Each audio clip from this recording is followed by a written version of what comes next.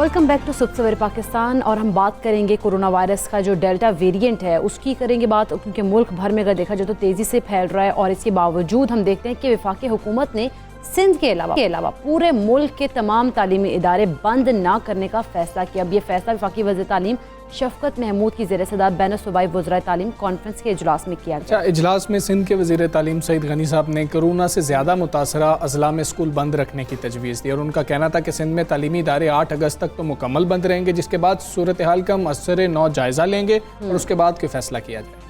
अच्छा, इजलास के बाद जो है वो प्रेस कॉन्फ्रेंस भी उन्होंने की और उसमें कहा उन्होंने कि शफकत महमूद ने बताया कि जो बच्चे हैं वो स्कूल में 50% हाज़िरी के साथ आएंगे। यूनिवर्सिटीज़ की बात करें तो उन्होंने कहा कि खुली रहेंगी। और उधर सिंध में लॉकडाउन के मामले पर वफाक और सिंध के दरमियान जो कहते हैं ना कोल्ड वॉर, वो अभी भी जारी है। अब मतलब कि पाकिस्तान तहरीक इंसाफ और पीपल्स पार्टी के दरमियान कह लिया जाए या पाकिस्तान तहरीक इंसाफ और सिंध हुकूमत के दरमियान कह लिया जाए कि ये बयानबाजी का जो सिलसिला है ये जारी है। रहनुमा तहरीक इंसाफ खुर्रम शेरजमान साहब कह रहे हैं कि सिंध में सियासी लॉकडाउन लगाया गया है, सिंध में यूसी लेवल तक की वैक्सीनेशन शुरू नहीं की गई। और उन्होंने कहा कि सिंध में तो कुत्ते काटने की वैक्सीन भी नहीं है और वज़ीर आज़म का शुक्र अदा करें कि मुल्क भर में जो है वैक्सीन दी है उन्होंने। अच्छा, पंजाब की भी बात कर लेते हैं। अगर वज़ीर सेहत डॉक्टर यास्मीन राशिद ने कहा है कि कोरोना तेज़ी से फैल रहा है और केसेस बढ़ेंगे तो पाबंदियां जो है वो मज़ीद बढ़ानी पड़ेंगी और मज़ीद सख्तियां भी करनी पड़ेंगी। बात कर लेते हैं खुर्रम शेरजमान साहब हमारे साथ मौजूद है, रहनुमा तहरीक इंसाफ के। खुर्रम शेरजमान साहब अस्सलाम वालेकुम, गुड मॉर्निंग सर। किस तरह से ये सियासी लॉकडाउन है ज़रा बताइएगा। अब वज़ीर सेहत पंजाब भी कह रही हैं कि अगर केसेस बढ़े तो हमें भी कुछ पाबंदियाँ लगानी पड़ेंगी। ये तो सूबा देख रहा है, गवर्नमेंट देख रही होगी कि हालात इतने ख़राब हैं कि लॉकडाउन लगाना पड़ेगा। सियासी किस तरह से? जी वालेकुम अस्सलाम, गुड मॉर्निंग। अच्छा देखिए, आप ख़ुद इस बात को बहुत बेहतर तरीके से जानते हैं कि पूरी दुनिया ने आज से कुछ महीने पहले इस बात को डिस्कशन पे लेकर आया है कि पूरी दुनिया में जितने ममालिक हैं उसकी इकॉनमी जो है वो नीचे की तरफ गई है। और पाकिस्तान एक वो मुल्क था जिसने तरक्की करी कोविड के दौरान और केसेस भी हमारे कम हुए। तो इस बात को अप्रिशिएट किया गया पूरी दुनिया में। वज़ीर आज़म इमरान खान की स्मार्ट लॉकडाउन की पॉलिसी, स्मार्ट लॉकडाउन से मुराद ये है कि जिन एरियाज़ के अंदर पॉजिटिविटी रेट जो है वो ज़्यादा आया उस रेट को, उस एरिया को बंद कर दिया गया, उस यूसी को, उस डिस्ट्रिक्ट को बंद कर दिया गया, लेकिन पूरे एरिया को बाकी को खुला रखा गया। उसके रीजंस ये थे कि जो रोज़ाना के दिहाड़ीदार तबका है वो अपना काम करता रहे, आपकी जो इकॉनमी की जो एक्टिविटीज़ हैं, आपकी जो एक्सपोर्ट की एक्टिविटीज़ हैं वो चलता रहे, आपका पोर्ट चलता रहे, आपका स्टॉक एक्सचेंज चलता रहे, ताकि मुल्क भी आगे बढ़ता रहे, मुल्क के अंदर रोज़गार आता रहे और पाकिस्तान बेहतरी की तरफ जाता रहे, जिसका हमने फ़ायदा उठाया।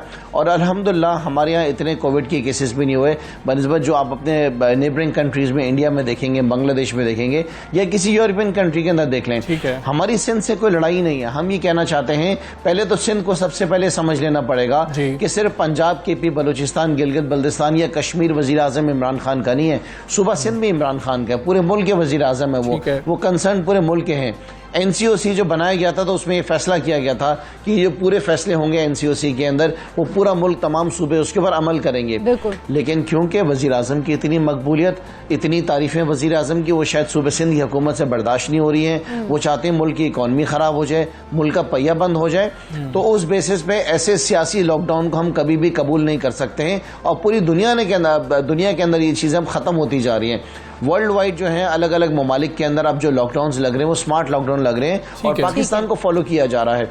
सो इसी तरीके से हम ये समझते हैं कि इसी पॉलिसी को अगर आप फॉलो करेंगे, देखिए अभी आपने खुद फरमाया कि यास्मीन राशिद साहिबा ने भी कहा कि अगर कोविड के केसेस बढ़ेंगे तो हमें भी जो है इसको पाबंदियों को बढ़ाना पड़ेगा। पाबंदियां बढ़ा सकते हैं आप, इसमें कोई एतराज नहीं। अगर आप पाबंदी बढ़ाना चाहते हैं आप जरूर बढ़ाएं, लेकिन पूरे शहर को बंद कर देना, आप खुद बाहर निकलते हैं, आप हालात तो देखें, लोग बहुत ज्यादा परेशान हैं। जो लोगों के इंपोर्ट्स थी उनके कंटेनर्स आज जो हैं वो जो है पोर्ट पे बंद फंसे पड़े हैं। खुर्रम शेरजमान साहब वज़ीर इत्तलात सिंध की अगर बात करें तो उन्होंने फवाद चौधरी के बयान के सिंध हुकूमत वैक्सीनेशन बेहतर करे उस पर कहा है कि कराची में मुल्क का सबसे वैक्सीनेशन जो सेंटर है वो बड़ा बना हुआ है और इसके अलावा कराची में ऐसे 300 वैक्सीनेशन सेंटर जो है वो भी मौजूद हैं। आप क्या देखते हैं, सिंध में वैक्सीनेशन की जो रफ्तार है वो ठीक जा रही है? देखिए, सिर्फ रफ्तार की बात नहीं है। जो लोग वहाँ पर वैक्सीनेशन कराने आ रहे हैं, क्या उनको तमाम वो फैसिलिटीज़ मिल रही हैं? देखिए, आपके पास तो खुदा ना खास्ता किसी बच्चों को कुत्ते काट जाते हैं, आपके पास तो रेबीज़ की वैक्सीन नहीं है। रोज़ाना की बुनियाद के ऊपर बच्चे जो हैं वो सूबे के अंदर मर रहे हैं। ये तो वज़ीर आज़म साहब की मेहरबानी कि उन्होंने पूरे पाकिस्तान को मुफ्त वैक्सीन तकसीम करी। आपको तो हमने एक्सपो सेंटर भी दे दिया, वो भी वफाकी हुकूमत का है। आप लाइन लगा के लोगों को खड़ा करके जो है वैक्सीन नहीं लगा पा रहे। तो देखिए, हम जब हमारा काम क्या है, बीइंग एन ऑपोजिशन मेंबर, मेरा काम है कि जहां पे गलती होगी वहां पे इनको मैंने एक्सपोज करना है और इश्यूज को हाईलाइट करना है, और उसके पीछे जो राज है वो सिर्फ ये राज है कि ये काम ठीक से करें। अगर हम खामोश बैठ जाएंगे, इनकी नालायकियों को हम हाईलाइट नहीं करेंगे, तो लोग तो और ज्यादा परेशान होंगे ना। तो जो हमारा काम है वो करते जाएंगे। खुर्रम जमान साहब, लेकिन इस सिचुएशन को थोड़ा सा तब्दील करते हैं, तब्दील करके आते हैं हम किसी और सूबे के अंदर जहां पर आप लोग गवर्नमेंट में हैं और बाकी कोई पार्टी ऑपोजिशन के अंदर है। ऐसा ही कोई फैसला पहले भी किए गए, कोई सख्त फैसले किए जाते हैं और वहां की ऑपोजिशन ये कहती है कि ये बड़ी ज्यादती की जा रही है, आवाम के साथ ऐसा किया जा रहा है। तो आप लोगों का रद्द-ए-अमल ये नहीं होगा कि कोरोना के मामले के ऊपर कम से कम सियासत ना करें? अभी पीपल्स पार्टी आप लोगों को ये कह रही है कि आप कोरोना के मामले पे सियासत कर रहे हैं। देखिए, ये ऑब्वियस है ना, हमने तो शहर नहीं बंद किया, कराची शहर, हमने लोगों के रोज़गार को बंद तो नहीं करा। मैं आपसे रिक्वेस्ट करूंगा आपके चैनल से कि आप एक सर्वे करें, आप निकलें बाहर और लोगों से ज़रा पूछें लोग क्या कहते हैं, लोगों का क्या तासुर है। लोग बहुत ज़्यादा परेशान हैं, बड़ी मुश्किलों से वज़ीर आज़म इस मुल्क को चला रहे हैं, बड़ी मुश्किलों से इकॉनमी को आगे बढ़ा रहे हैं, बड़ी मुश्किलात का सामना करते हुए वो लोगों को रोज़गार फराहम करने के अलग अलग तरीक़ेकार निकाल रहे हैं। उस सूरत में अगर सियासी लॉकडाउन्स लगाए जाएंगे तो आप इसको अंडरस्टैंड करेंगे, इससे हमें नुकसान नहीं है, नुकसान इनको है। आज पूरा कराची जो है इनके ऊपर शरह जब 30% से जायद हो जाए तो उसको कैसे हम ये कहेंगे कि ये सियासी लॉकडाउन है? ये भी जरा प्लीज बताइएगा। 30% से जायद शरह थी, हम 6% से बढ़ रहे थे, तो हम पूरे मुल्क में लॉकडाउन लगा चुके हैं। मेरा आपसे ये सवाल है कि देन हु इज रिस्पॉन्सिबल? किसकी गलतियों की वजह से हुआ है, किसकी नालायकियों की वजह से हुआ है, किसका काम था एसओपीज पर अमल कराना नहीं करा, किसने जो है वैक्सीनेशन सेंटर्स यूसी लेवल तक खोलने थे नहीं खोले।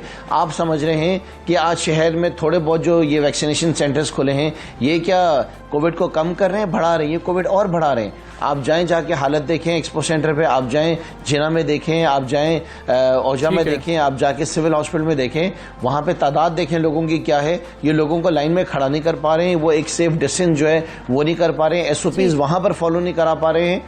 क्या अभी भी देखें, अगर जो मेरी नॉलेज है, आज 20% आपका पॉजिटिविटी रेट है, अल्हम्दुलिल्लाह कम हुआ है, ये और होना चाहिए। लेकिन ये बिल्कुल ठीक है। खुर्रम शेरजमान साहब, बहुत शुक्रिया आपका। सुबह सवेरे बाद से आप बात कर रहे थे और सिंध की जो सूरत हाल है उस पर हमने बात की। थोड़ी सी सियासी गुफ्तगू भी कर लेते हैं और बात कर लेते हैं कि मुस्लिम लीग नून इन दिनों बहुत मुश्किल तरीन दौर से या गुजर रही है या फिर ये प्रिटेंड किया जा रहा है कि बयानिए कुछ मुख्तलिफ हैं। एक तरफ सियासी मैदान में शिकस्तों का सामना तो है, दूसरी जानिब पार्टी के अंदर तकसीम की कहानियां चारों तरफ फैल रही हैं। और ये सिर्फ अब कहानियां नहीं हैं, ये बाकायदा तौर पर कहा भी जा रहा है। उनके कहा जाए कि सियासी जो सीनियर लोग हैं उनकी जानिब से कहा जा रहा है, पार्टी मेंबरान की जानिब से अब मुख्तलिफ बयान दिए जा रहे हैं। इनसे इनकार करना जमात के सीनियर रहनुमाओं के लिए भी अब मुश्किल हो गया, जिस तरह की सूरत हाल अब बन गई। मुस्लिम लीग नून के सरबराह शहबाज शरीफ की बात करें तो उनका जो हालिया बयान, उन्होंने एक इंटरव्यू दिया था, उसमें उन्होंने एक नई उससे बहस शुरू हो गई है। जबकि शहबाज शरीफ ने 2018 के इंतखाबात में अपनी जमात की नाकामी का जिम्मेदार पार्टी की हिकमत अमली को ठहराया। हाँ, उनका क्या, हमारी मतलब कि अगर हिकमत अमली दुरुस्त होती तो मामलात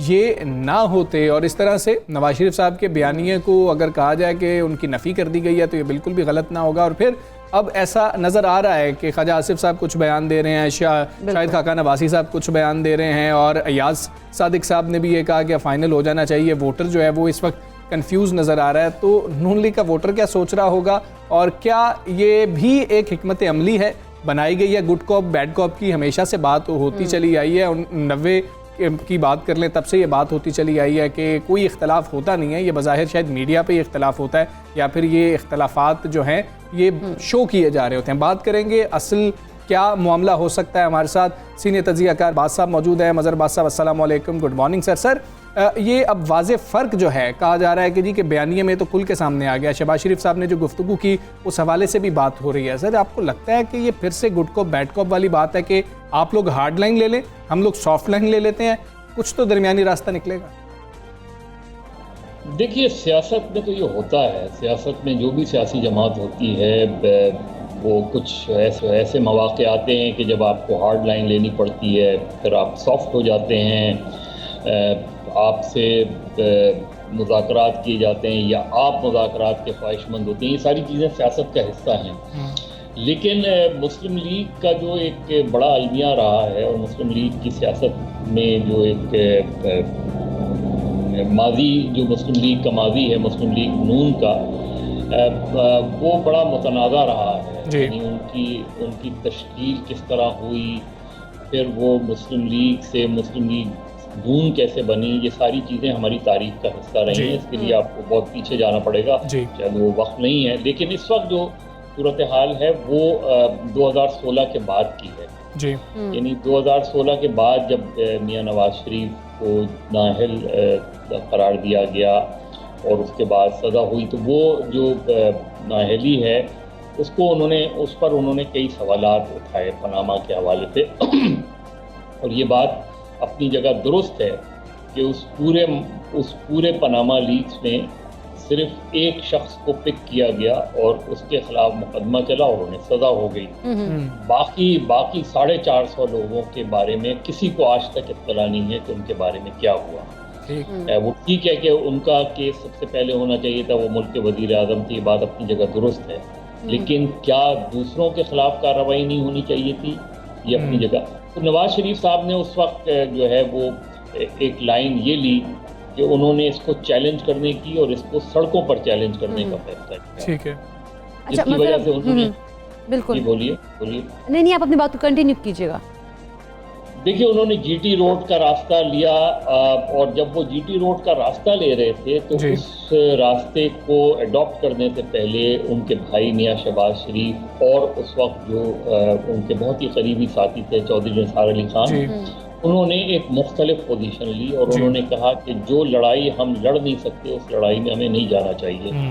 और उनका ख्याल ये था कि शायद मज़ाहमती जो बयानिया या मज़ाहमती सियासत हम करने जा रहे हैं वो मुस्लिम लीग का मिजाज नहीं रही और इसकी वजह से शायद उसमें वो हमें कामयाबी ना मिल सके जिसकी शायद मियां नवाज शरीफ तवक्को कर रहे थे। लेकिन बहरहाल नवाज शरीफ साहब ने वो रास्ता लिया, उन्हें अच्छा खासा रिसेप्शन भी मिला, वो जब लाहौर पहुँचे उसके बाद उन्होंने वो लाएमल आगे नहीं बढ़ाया और शायद उन्होंने उस वक्त फिर शहबाज शरीफ साहब को ये कहा कि आप कोशिश करके देख लें अगर इसमें कोई तब्दीली आ सकती है। लेकिन शहबाज शरीफ को भी कोई खातिर खा कामयाबी नहीं मिली। तो हम उस स्पिरिट को अगर आज तक लेकर आए तो हमें लगता ये है कि ना सही मानों में मुस्लिम लीग मज़ाहमत कर सकी, ठीक है, और ना मुस्लिम लीग से मफाहमत हो सकी। बिल्कुल।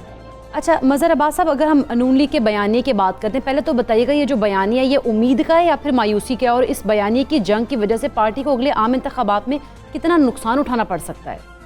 देखिए, सियासत मज़ाहमत के बगैर नहीं होती, वरना तो आप दरबार का हिस्सा हो जाएं, दरबारी बन जाएं, आपके जितने बड़े नामवर शोरा गुजरे हैं, चाहे वो जोश हो, फैज़ हो, जालिब हो, वो सब मज़ाहमत पर यकीन रखते थे।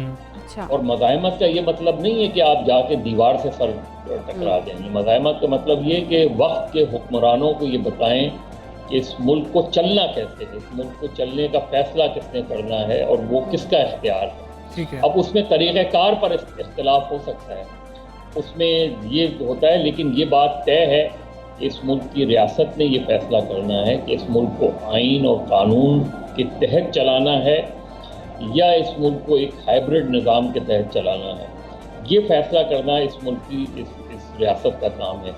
बाकी जो मुकदमात हैं उनके ख़िलाफ़, उन मुकदमात का मेरिट की बुनियाद पर फैसला होना चाहिए। क्या वजह है कि हमारे यहाँ बाद मुकदमात 1 साल के अंदर तय हो जाते हैं और बाद मुकदमात में 20-20 साल लग जाते हैं। बिल्कुल। यानी आप पनामा लीक्स को देखें तो वो 2016 में सामने आई और 2017 तक नवाज शरीफ साहब जो है उनको सज़ा हो चुकी थी। असगर खान केस उठाएं 96 से लेके आज तक, हमें नहीं पता कि असगर खान केस में बिल्कुल ठीक है, आप दुरुस्त कह रहे हैं। ये जो हमारे यहाँ वो है दुरुस्त कह रहे हैं, इसको दुरुस्त करने की बिल्कुल ठीक है। मज़हर अब्बास साहब, कल एक और चीज़ हुई, आज़ाद कश्मीर के वज़ीर आज़म सरदार अब्दुल क़य्यूम नियाज़ी साहब के हवाले से बहुत ज़्यादा बात भी हो रही है कि जी अचानक से सामने आ गए। शायद ये वाकई अचानक से है, इस इंतखाब के हवाले से आप क्या समझते हैं?